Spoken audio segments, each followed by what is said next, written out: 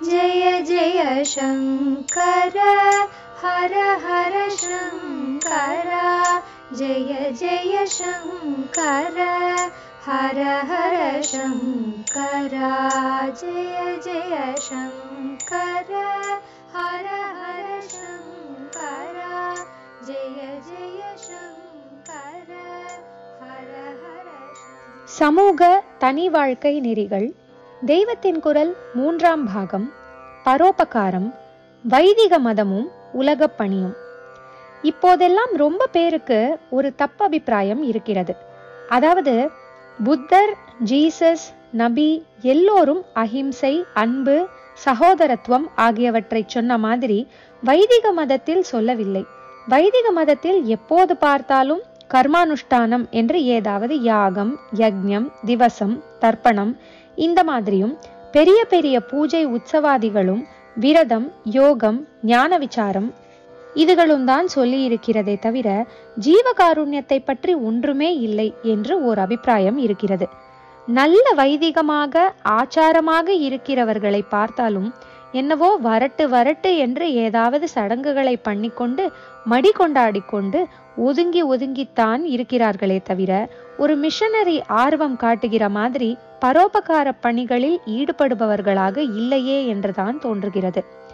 வாஸ்தவத்தில் நம் சாஸ்திரங்களில் வர்ணாசிரமப்படி அவரவருக்கான அனுஷ்டானங்களை, சம்ஸ்காரங்களை சொல்வதற்கு முன் ஒவ்வொரு ஜீவனுக்கும் இருக்க வேண்டிய 8 ஆத்ம குணங்களை சொல்லி இருக்கிறது.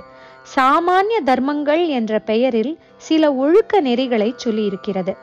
சாமானிய தர்மங்களில் முதலாவதே அஹிம்சைதான். சத்தியம் கூட இதற்கு அப்புறம்தான் வருகிறது. அந்த சத்தியத்துக்கும் டெஃபினிஷன், லட்சணம் கொடுக்கிற போது சத்தியம் பூதஹிதம் பிரியம். அதாவது சத்தியம் என்பது வெறுமனே நடந்ததை நடந்தபடி வாயால் சொல்கிறது மட்டும் இல்லை, எது ஜீவராசிகளுக்கு ஹிதமானதாக பிரியமானதாக இருக்கிறதோ அதுவே சத்தியம் என்றுதான் சொல்லி இருக்கிறது. இப்படியே 40 சம்ஸ்காரங்களுக்கு முந்தி சொல்லி இருக்கிற அஷ்டகுணங்களில் முதலாவதாக தயா சர்வ பூதேஷு, எல்லா ஜீவராசிகளிடமும் அருள் இருக்க வேண்டும் என்று அன்புக்கே முக்கியத்துவம் தந்திருக்கிறது. அன்புடைமை, அருளுடைமை இத்தியாதிகளை ஒருத்தன் தான் அபியாசம் பண்ணாமல் பகவான் மட்டும் தனக்கு அருள் பண்ண வேண்டும் என்று நினைத்து எத்தனை பூஜை, யாகம் இதுகள் செய்தும் பிரயோஜனம் இல்லைதான்.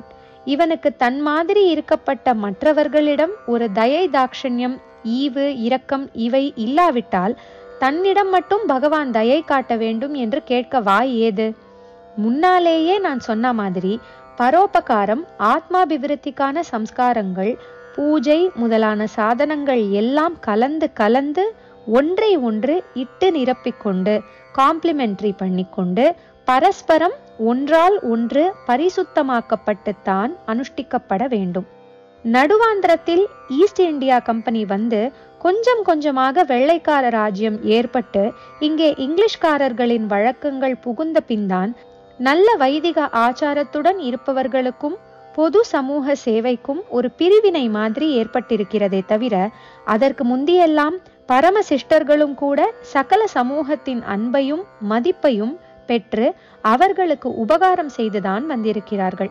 அப்பைய தீட்சிதர், கோவிந்த தீட்சிதர், திருவிசநல்லூர் ஐயாவாள் மாதிரியான பெரியவர்களின் வாழ்க்கையை பார்த்தால் அவர்கள் சேரி ஜனங்கள் உள்பட எல்லாருக்கும் உபகாரம் பண்ணி கொண்டிருந்தார்கள் என்று தெரிகிறது. லோக க்ஷேமார்த்தம் தொழில்களை பாரம்பரியமாக பங்கீடு பண்ணிக்கொண்டு அந்தந்த தொழிலை பொறுத்து அனுஷ்டானங்களும் ஆச்சாரங்களும் ஏற்படுவதால் இவற்றில் குளறுபடி உண்டாகி லோகக்ஷேமம் கெட்டுப்போக கூடாது என்பதற்காகவே பிரிந்து வாழ்ந்தாலும் கூட பரோபகாரத்துக்கு அப்போது குறைச்சலே இருக்கவில்லை. இப்போது சோஷியல் சர்வீஸ் என்ற பேச்சில் ரொம்பவும் அடிபட்டு நியூஸ் பேப்பரில் போட்டோக்கள் போடுவது போல் அப்போது செய்யாவிட்டாலும் வாஸ்தவமான சமூக சேவை அப்போது ஸ்வபாவமாகவே செய்யப்பட்டு வந்தது. வெள்ளைக்காரர்களோடு டவுன் லைஃப், நகர வாழ்க்கை என்று ஒன்று வந்து நம் ஆச்சாரங்களுக்கெல்லாமே ஹானியாக எல்லாரையும் போட்டு பல பட்டடையாக குழப்புகிற நிலைமை ஏற்பட்ட பின் ரொம்பவும் ஆச்சாரசீலர்கள் இந்த படையெடுப்புக்கு பயந்து சமூகத்திலிருந்தே ஒதுங்கி போன மாதிரி விலக வேண்டி வந்தது. அதனால்தான் சாஸ்திரோக்தமாக இருக்கிறவர்களுக்கு பொது தொண்டு மனப்பான்மை இல்லாத மாதிரி ஏற்பட்டுவிட்டது. ரொம்பவும் கலந்து போகவும் கூடாது, ஒரேடியாக பிரிந்தும் இருக்கக்கூடாது. அவரவரின் ஸ்வதர்மப்படியான காரியத்தில் பிரிந்திருக்க வேண்டும். ஆனால் மனசிலே ஒன்று சேர்ந்து அனைவரும் அரண் குடிமக்களாக ஐக்கியப்பட்டு இருக்க வேண்டும் என்ற உத்கிருஷ்டமான ஏற்பாடு இதற்கப்புறம் வீணாய் போக ஆரம்பித்து விட்டது. ஒரு பக்கம் சீர்திருத்தக்காரர்கள் ஆச்சார அனுஷ்டானங்களையே கண்டனம் செய்தார்கள் என்றால், இன்னொரு பக்கம் ஆச்சாரக்காரர்களும் இந்த சமத்துவம் என்கிற குழப்படிக்கு பயந்து ஒதுங்கி ஒதுங்கி தனியாக போனதால் அவர்களுக்கு பொதுவான சமூக உணர்ச்சியே குறைந்து பொது தொண்டிலிருந்து விலகி விலகி போக ஆரம்பித்து விட்டார்கள். இப்படி ரொம்பவும் விலகி போகிற போது மனசில் அன்பு, ஐக்கிய பாவம் எல்லாம் குறையத்தான் செய்யும். இதனால்தான் ஒருவேளை இப்போது ஆச்சாரக்காரர்கள் என்றாலே மனுஷாபிமானம் இல்லாமல் வறண்டு போனவர்கள் என்று மற்றவர்கள் நினைக்கிற மாதிரி ஆகியிருக்கலாம். ஆனால் நம் சனாதன தர்மத்தை உள்ளபடி பின்பற்றுவதானால் அதற்கு சம்ஸ்காரங்கள் எத்தனை அவசியமோ அத்தனை அவசியம். ஆத்மகுண அபிவிருத்தியும் அப்படிப்பட்ட குணங்களில் முதலில் அருளுடைமையைத்தான் சொல்லி இருக்கிறது.